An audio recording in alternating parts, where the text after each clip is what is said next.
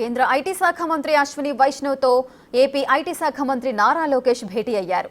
లోకేష్తో పాటు కేంద్ర మంత్రులు రామ్మోహన్ నాయుడు, పెమ్మసాని చంద్రశేఖర్, భూపతిరాజు శ్రీనివాస వర్మ, టీడీపీ ఎంపీలు ఉన్నారు. మర్యాదపూర్వకంగా భేటీ అయినట్లు తెలియజేశారు. అంతకుముందు ఏపీ ఎంపీలను అభినందించారు నారా లోకేష్. కలిసికట్టుగా ఉండటం వల్లే విశాఖ స్టీల్ను కాపాడుకోగలిగాం. రాష్ట్ర ప్రయోజనాల విషయంలో ఇక ముందు కూడా ఇదే పంథా కొనసాగిద్దామన్నారు లోకేష్. 7 నెలల్లోనే సమిష్టి కృషితో Visakha railway zone, Amaravati, Polavaram steel ప్లాంటుకు నిధులు తెచ్చుకోగలిగామని చెప్పారు. రాష్ట్ర అభివృద్ధికి కేంద్ర మంత్రులు, ఎంపీలు చేస్తున్న కృషిని లోకేష్ అభినందించారు. నేను మంత్రి అయిన తర్వాత అశ్విని వైష్ణవ్ జీ గారిని కలిసేదానికి అనేకసార్లు ప్రయత్నించినప్పుడు ఆయన ఎన్నికల్లో బిజీగా ఉండటం జరిగింది. నేను వచ్చినప్పుడు ఆయన లేరు, మళ్ళీ ఆయన టైం ఇచ్చినప్పుడు నేను రాష్ట్రంలో ఉండటం జరిగింది.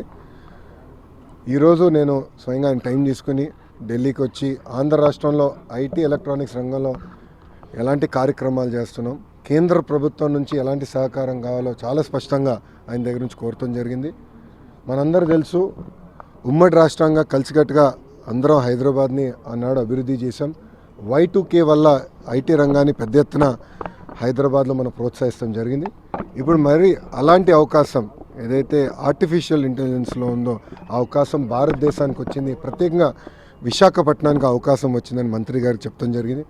దానికోసం కొన్ని కొత్త యాక్ట్స్ తీసుకురావాలి, కొన్ని స్పెషల్ ఎకనామిక్ జోన్స్ ఏర్పాటు చేయాలి, డేటా సిటీస్ లాంటివి ఏర్పాటు చేస్తే కేవలం రాష్ట్రానికే కాదు దేశానికి కూడా మంచిది.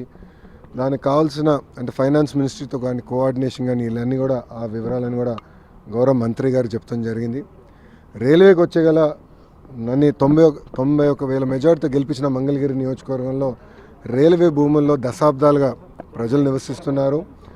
వాళ్ళందరికీ ఎన్నికల ముందల వాళ్ళు నివసిస్తున్న స్థానం రెగ్యులరైజ్ చేస్తాను కూడా హామీ ఇస్తాం జరిగింది. అది కూడా నేను గౌరవ మంత్రి గారిని కోరాను, ఆయన కూడా అనుకూలంగా స్పందించారు. ఇంతేకాకుండా ఈజ్ ఆఫ్ డూయింగ్ బిజినెస్లోనే కాకుండా స్పీడ్ ఆఫ్ డూయింగ్ బిజినెస్లో భారతదేశం అగ్రస్థానంలో ఉండాలి. దానికి ఎలాంటి చట్టాలని సవరించాలి, ఏం చట్టాలు మార్పులు చేర్పులు చేయాలని దానిపైన సుదీర్ఘంగా మేము చర్చించాం.